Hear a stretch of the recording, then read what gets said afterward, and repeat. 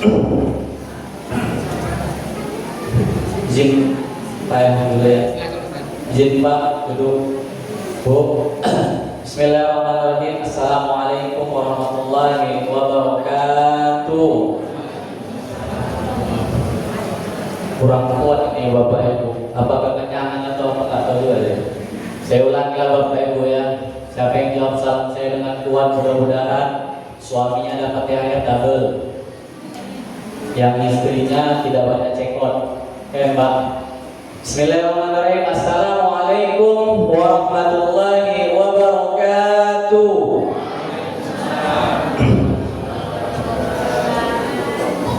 Innal hamdalillah nahmaduhu wa nasta'inuhu wa nastaghfiruhu wa na'udzu billahi min shururi anfusina wa min sayyiati a'malina. Man yahdihillahu fala mudilla lahu wa may yudlil fala hadiya lahu.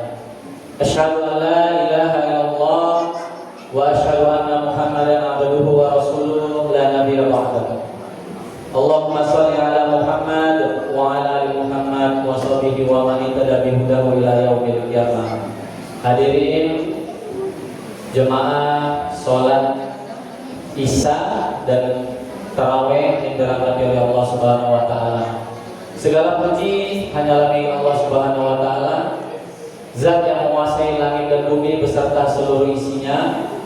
Dan salawat serta salam selalu senantiasa kita berikan kepada junjungan Nabi besar Muhammad sallallahu alaihi wasallam, sang tokoh revolusi di zaman kegelapan dan kebodohan, mengajarkan umat manusia nilai-nilai kebaikan agar selamat hidup di dunia maupun bahagia di akhirat.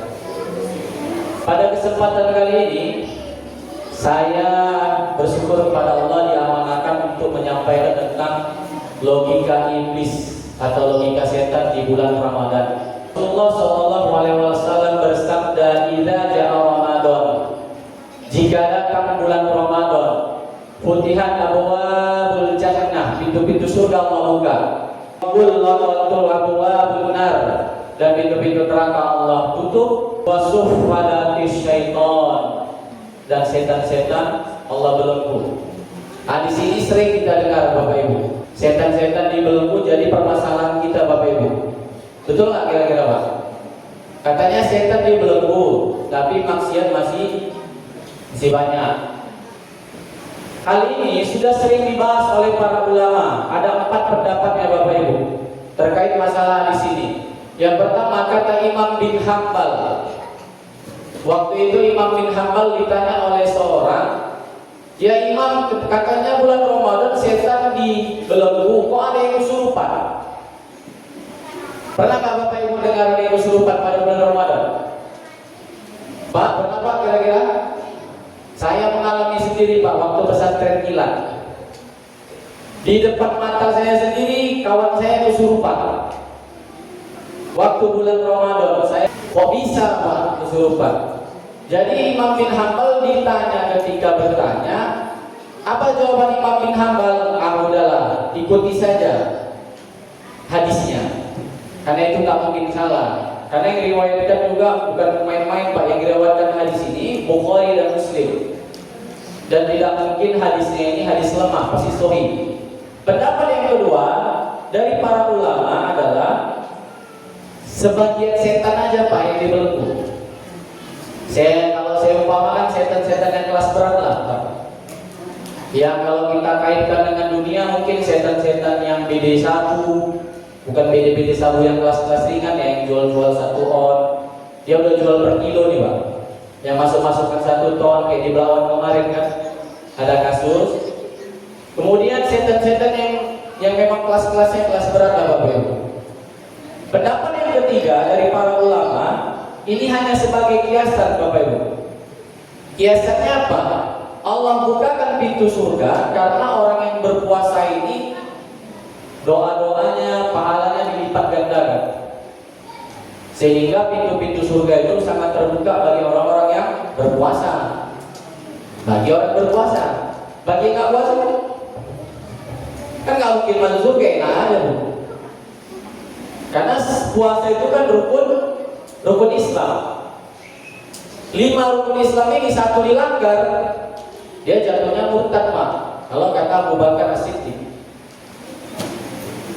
Ini jadi kiasan. Yang keempat, kata Imam Ghazali radhiyallahu anhu, kenapa masih banyak maksiat di bulan puasa? Karena manusia sudah biasa mengikuti hawa nafsu.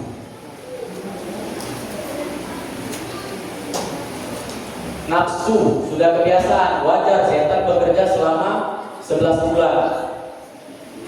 Sedangkan puasa cuma 1 bulan. 11 bulan dia sudah mengapai nafsu kita. Tetapi pada kesempatan kali ini saya ingin berbeda cara membahasnya ketimbang yang sudah dibahas oleh tokoh-tokoh agama kita. Maka yang pertama saya ingin bahas setan itu apa, Bapak Ibu? Setan menurut Kamus Besar Bahasa Indonesia dibagi 3. Jadi setan kata KBBI dibagi 3, Pak. Yang pertama, roh jahat atau roh makhluk halus, kata KBBI. Yang kedua, orang yang berbuat jahat, berarti manusia. Yang ketiga, kata Kamus Besar Bahasa Indonesia, setan itu adalah ucapan kita kalau marah. Dasar setan kau, mengapa? Dengan ucapan marah. Ini kata KBBI. Kalau kata Al-Quran gimana? Nah, ini kita bahas yang di dalam Al-Quran. Pertanyaannya Bapak Ibu, adik-adik semua, Bapak mau tanya, setan itu ada berapa kira-kira jumlahnya? Ada 1, 2, 3. Dalam Al-Quran disebutkan ada 3, Pak. Setan ada 3. Yang pertama, silakan kita buka nanti di dalam Quran surah Al-Kahfi, surah ke-18 ayat 50. A'udzu billahi minasyaitonir rajim. Bismillahirrahmanirrahim. Wa idz qulna lil malaikati isjudu li adama fasajadu illa iblis. Tetapi bukan iblisnya, Pak, ini katakan setan. Iblis itu ya iblis. Siapa yang dikatakan setan, Pak? Ada lagi disambung ayatnya.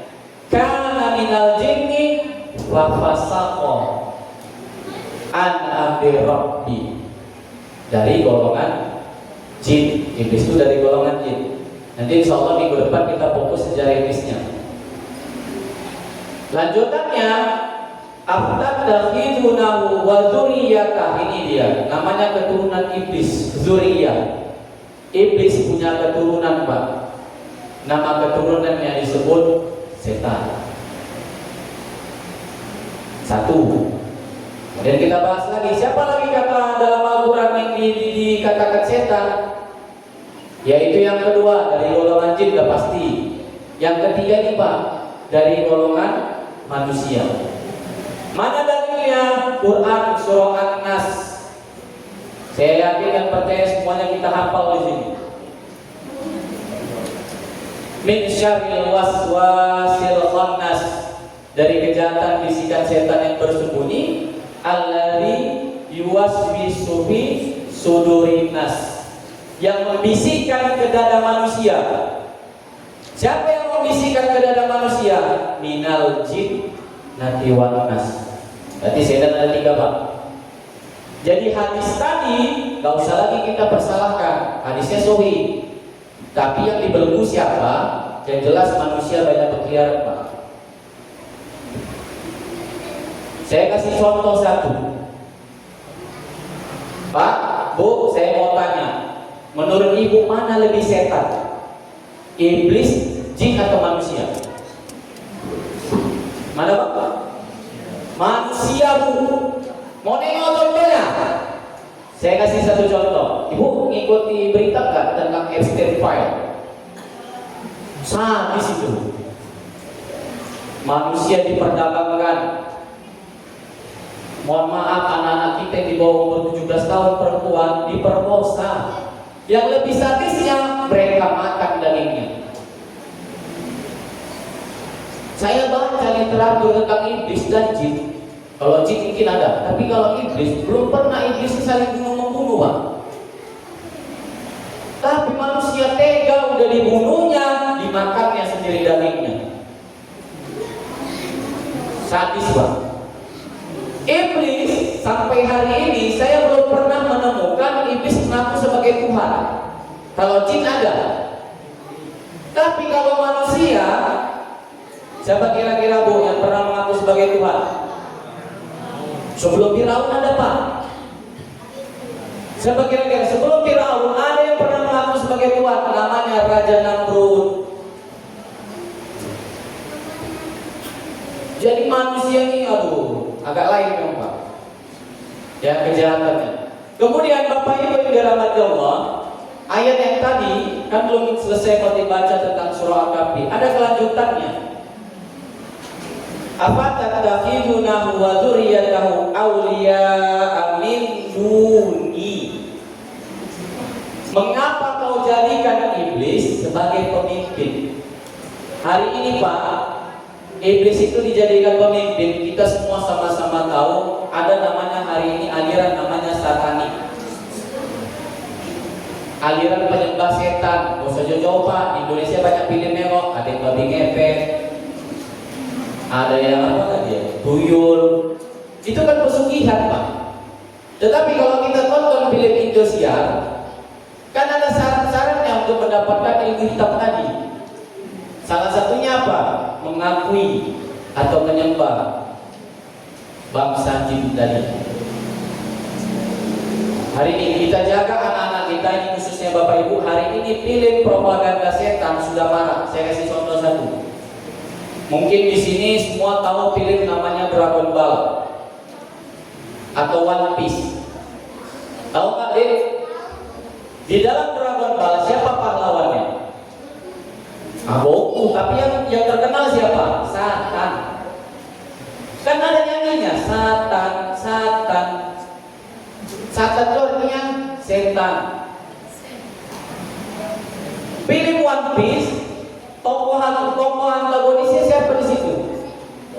Luffy pahlawannya. Aing sama. Iblis, Bapak Ibu, jaga anak kita. Film LGBT juga sekarang dipropagandakan. Jadi cara kerja setan ini Bu, agak-agak lucu juga memang. Indonesia sudah produksi film namanya Gereja Satan. Silakan nanti cek. Sudah ada Gereja Satan. Jaga anak-anak kita, jaga keluarga kita. Ini bahayanya Bapak Ibu. Mereka punya sumber daya alam, mereka punya sumber daya harta. Saya juga khawatir Bapak Ibu. Kenapa? Karena setan ini yang pertama kali dirusaknya bukan pindahkan agama kita. Kalau saya kaitkan dengan kisah Nabi Adam, walaupun nanti untuk minggu depan ini, Nabi Adam itu Bapak Ibu memakan buah mulia atau tidak? Dia memakan.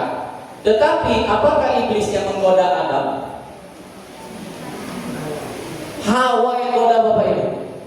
Maka Pak itu kita juga hati-hati Pak. Ini mau lebaran soalnya. Karena mau lebaran Pak, ini fakta, fenomena. Coba cek istri kita Pak, keranjang kuningnya tengok, menumpuk. Awal dapat di kepala Pak. Betul nggak Pak? Bapak yang ketawa-ketawa ini biasa kenyataan. Keranjang kuningnya. Yang aneh ya Bu, belum lagi puasa dibaca rame, bukan beli bukan beli untuk persiapan sahur, beli baju. Jadi cara kerja setan itu nanti minggu depan kita lebih detail Bapak Ibu. Kemudian Bapak Ibu dirahmati Allah, setan ini cara godanya selalu rasional. Setan tidak pernah bekerja tidak rasional. Selalu dia rasional, yang diterima oleh akal. Kalau mau tengok contoh-contoh setan Bu, di Konoha ini banyak setan. Hari ini saya ingatkan Bapak Ibu, saya selalu sampaikan kepada jamaah, pilih-pilihlah kalau mau zakat. Hari ini di negeri Konoha, saya bilang Konoha Bu ya, sudah disiapkan dana zakat untuk makan bergizi, mau dialokasikan. Maka Bapak Ibu semua kalau mau berzakat, pilihlah zakat yang memang amanah. Salah satunya di Muhammadiyah ada lajis. Ke lajis semua aja berzakat Bapak Ibu. Jangan salah-salah, sampai salah kita berzakat. Bapak Ibu yang dirahmati Allah, setan tadi sudah saya sebutkan ada 3. Satu dari golongan iblis yaitu keturunan, yang kedua dari jin. Dari jin, setan yang paling populer hari ini Bapak Ibu namanya Baal. Baal ini adalah berjenis jin, berjenis perempuan, jago sihir. Anak-anak kita saya himbau, khususnya perempuan, jangan makan sembarangan hari ini. Kenapa? Karena makanan, barulah kita jadi viral. Tahu nggak yang viral di daerah sini? Babi bertonton masuk. Sengaja Bapak Ibu. Kenapa? Karena setan mencap. Makanya kan kita disuruh ini makan apa? Halal dan toib. Halal dan juga baik. Kalau dicampur, bingung juga kita Bu. Karena saya nggak tahu ya, saya nggak pernah makan babi Bang.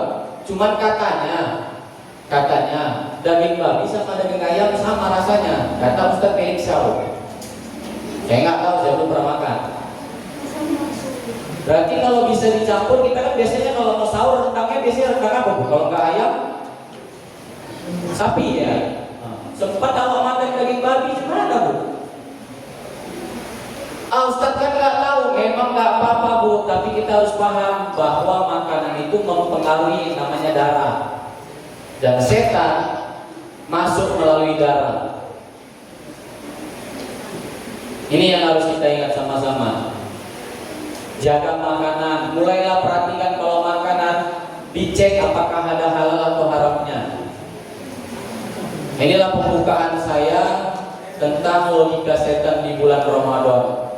Insya Allah minggu depan kita akan bahas tentang sejarah iblis dan cara kerja iblis. Iblis itu cara kerjanya satu Bu, hati kita. Ada lakar penyakit hati. Salah satunya tamak. Mau buka puasa Bu, sama-sama tahu lagi dah. Mau buka puasa udah ada gorengan, buah-buahan, apa lagi, kurma, macam segala macam Bu. Oke Bu, minggu depan insyaallah kita bahas sejarah iblis, khususnya masalah penyakit hati. Iblis cara kerjanya melalui penyakit hati Bu. Billahi bistabillah, fastabiqul khairat. Wassalamualaikum warahmatullahi wabarakatuh.